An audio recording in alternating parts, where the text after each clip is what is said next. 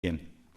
Otra cuestión que nos planteamos es, las 3 zonas, módulos teóricos, laboratorio de proyectos y centro de recursos, ¿eran necesarias? Y a su vez, entre el uso que se hacía en la modalidad A1 y la modalidad A2, ¿había un cierto equilibrio o en la modalidad A1 se utilizaban mucho unas zonas, en la A2 otras? En definitiva, ¿había una cierta coherencia o sentido de esas zonas? Yo aquí solamente he sacado una gráfica que es el laboratorio de proyectos y observáis, por ejemplo, que el día de máxima actividad en el laboratorio de proyectos se hablaba de 83 acciones en el A1 y es verdad que en el A2 solamente hay 70, pero luego aumenta el día de menos actividad. Las diferencias no son tan significativas y en todos los casos nos ponía de manifiesto que la actuación o que la acción fue relevante. Y por último, hemos dicho que el papel de dinamizador es importante, pero vamos a contrastarlo también. ¿Cuánta actividad hubo en aquellas páginas que soportaban herramientas de debate? Es decir, soportaban foros, blogs, mensajería. Bien, pues el 47% de esa actividad era explicada precisamente por el uso de ese tipo de herramientas. Todo esto nos está dibujando una línea que empieza a darle sentido a lo que es una plataforma virtual.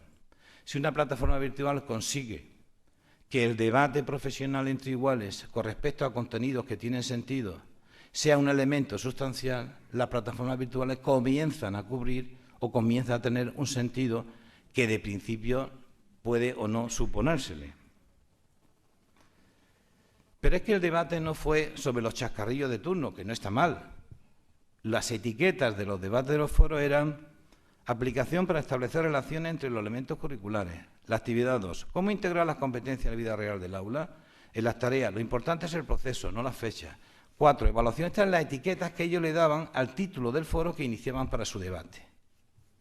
Luego, no es verdad tampoco ese chascarrillo, que es verdad que es muchos MOOC, si se produce que para conseguir mejor puntuación yo abro un debate y digo cualquier tontería, ¿no? Parece, por tanto, que la dinamización era un elemento sustancial, pero esta es la prueba del algodón. ¿Qué dijeron los usuarios sobre la utilidad y el valor decisivo que tuvo en su proceso de aprendizaje la plataforma virtual? Bien, pues un 49,31% dijo que fue decisivo. Un 37,50% dijo que le había servido de apoyo a la tarea de proyecto, pero que habría que mejorar algún aspecto. El siguiente es que a veces le costaba encontrar algo que necesitaba y solo un 2,08 dijo que realmente le había servido de muy poco. En definitiva, el 86,81% había dicho o que había sido decisiva o que le había servido de apoyo, si bien había que mejorar algún aspecto. Es decir, la validación de uso por parte de los que habían utilizado la plataforma también nos sorprendió gratamente. ¿Quiere decir que todo fue positivo? No, hubo muchos elementos de mejora que ahora sería muy prolijo, pero que dio lugar a un diseño de una segunda fase. Bueno, esto es lo que yo quería hacer de relato sobre una plataforma que sirvió a unos objetivos pretendidos, ¿no? Pero yo me gustaría contrastarlo con lo que dice la investigación a este respecto. No basta la experiencia de un caso, es necesario un cierto contraste. Pues bien, si cogemos un estudio de 2012, llevado a cabo por el MIT, sobre un MOOC basado en EDX, en este caso sobre circuitos eléctricos, me da igual el contenido, bueno, este MOOC lo terminaron el 4%. O sea, la deserción es enorme. Y ahí, en principio, una gran preocupación. Bien, pues sobre este curso quisieron observar cuáles eran los comportamientos de aquellos que llegaban al final del curso. ¿Qué comportamientos podía identificar aquellos que habían terminado el curso? Y había 2. Fijaros la línea amarilla. Eso indica el debate mantenido en la plataforma. Solo cuando hubo un debate elevado en la plataforma se llegaba a la semana 14, al final del curso. Plataformas que no se basan en su desarrollo, en la generación de redes para la solución de problemas sobre aquellos intereses compartidos, no son plataformas online. Eso es una vulgar traslación de un modelo presencial sin sentido, basado en un modelo pedagógico muy conductista, al diseño de algo que comercialmente puede tener sentido, pero que educativamente no tiene ninguno. Y la segunda característica fue que solamente se mantuvieron aquellos que en las tareas que se le pedía fueron tareas complejas y además le permitió una creación propia. Dos componentes básicos. Si una plataforma te exige, te da lugar o te permite un gran, digamos, apoyo entre iguales, diálogo entre iguales, y las tareas te permiten creación alternativa, divergente, son los que mantienen, son los que consiguen éxito y se mantienen en la plataforma. Empieza un poco a coincidir con algunas conclusiones que teníamos nosotros también en la plataforma Combase. Y otro elemento más que quiero traer. ¿Cuál sería el papel que se debe asumir a la hora de ser formador, dinamizador o tener una responsabilidad en la plataforma? Aquí me he traído Manuel Areo porque es conocido por todos, que traduce una serie de investigaciones, sobre todo tanto de Stephen Down como de Siemens, sobre el tema de la conectividad en el discurso de las plataformas virtuales. Él habla de tres cosas. Quien asume la formación en una plataforma virtual o un papel dinamizador, etcétera, tendría que tener primero un rol, le llama de remix o incluso le llama de disc jockey, en el sentido de que tiene que conocerse muy bien la red, conocer información pertinente, remezclarla y ponerla al servicio en la plataforma a tenor de los intereses que ven que pueden ser compartidas en esa plataforma. Estamos viendo una tarea activa por parte del formador, pero es que además le añade otra función. No solamente tiene que hacer esa tarea de remix, sino que lo que nos solemos llamar el content creator, que es aquella persona que filtra de esa vorágine de información aquellos lugares que, siendo relevantes por la información y por su pertinencia y por su rigor, las pone también al servicio de ese lugar, de esa plataforma, de esa comunidad virtual. Y tercero, es aquella persona que asume un papel de community manager, es decir, aquella persona que dinamiza, que colabora, que permite hacer de cada usuario un nodo que genere una red con el resto de usuarios dentro y fuera de esa plataforma. Es decir, la investigación nos está diciendo, oye, o generas un diálogo entre iguales que genere una creación divergente y una sensación de creación de conocimiento nuevo por los usuarios. Y, además, como formador asume un papel de seleccionar una información, de buscar en lo recóndito e ir poniendo elementos de información relevante en el lugar virtual y a su vez tiene un papel dinamizador relevante, o si no, no estás conformando una plataforma que tenga una cierta funcionalidad educativa, ¿no? En definitiva, está hablando de un formador que se conoce los rincones de la red y los lugares de información relevante, que filtra el conocimiento. Nosotros en Combase, por ejemplo, pusimos a disposición una webteca de mucho interés donde había una selección relevante de contenidos que podían apoyar a ese debate, además de los módulos teóricos que aparecían en la plataforma.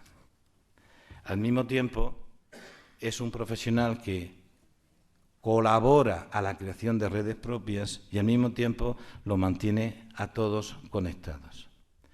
Bien. Esto nos permite concluir una cosa. Ser formador en una plataforma virtual requiere muchas más habilidades que ser formador en una zona presencial.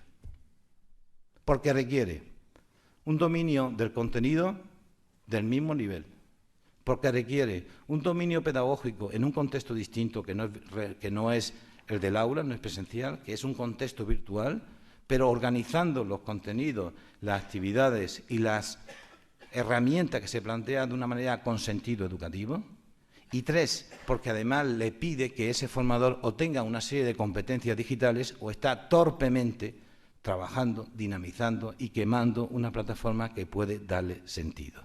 Luego, eso de que, por el hecho de que sea virtual, tenga que aumentar la ratio de alumnos o que se considere que es más barato porque rentabiliza el trabajo de un profesor, es una imbecilidad.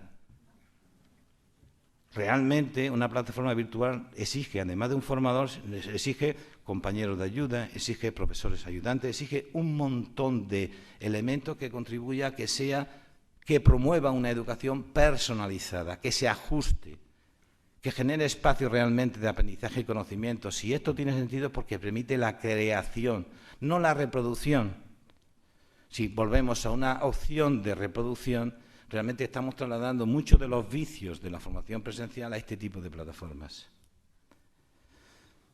Todo esto para concluir las dos cosas que planteaba al comienzo. Vamos a sentirnos invadidos por plataformas virtuales en este momento y en un futuro corto. Entre otras cosas porque hay muchos intereses comerciales detrás y entre otras cosas porque las administraciones creen que es una manera de abaratar costes.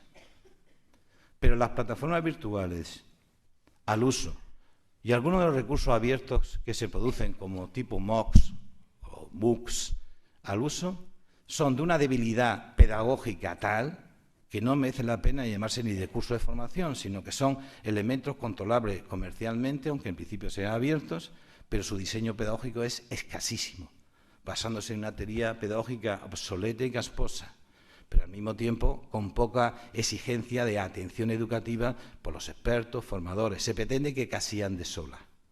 Y al final hay una constatación de niveles de comprensión, memorización o lo que sea, pero no de creación. Si bien es verdad que hay algunas MOOCs que son realmente interesantes, pero no podemos entrar, pero su diseño es muchísimo más complejo e incorpora algunas cosas que hemos dicho nosotros de la plataforma Canvas. Y por último, se plantea una disyuntiva falsa. Si ya tenemos conocimiento abierto, ¿para qué necesitamos instituciones de formación? Y yo digo, necesitamos instituciones de formación. Es la única que va a garantizar que los sectores más débiles de la población tengan un acceso garantizado a oportunidades de educación. No podemos dejárselo a la libertad de los MOOCs y a aquellos que quieran acceder. De hecho, aquellos que tienen menos posibilidades, menos capacidades o menos experiencia acceden cada vez menos. Por tanto, es insustituible el papel de defensa de esos derechos que tienen las instituciones educativas, las instituciones de formación.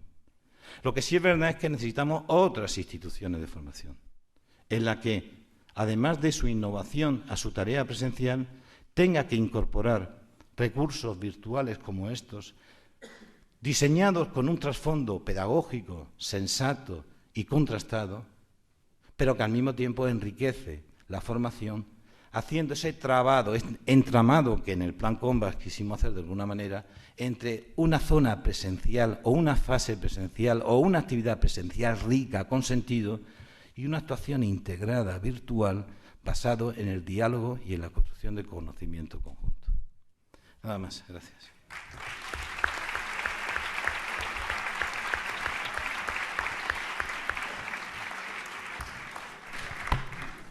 Muchas gracias, Florencio, Estefanía y Rodrigo.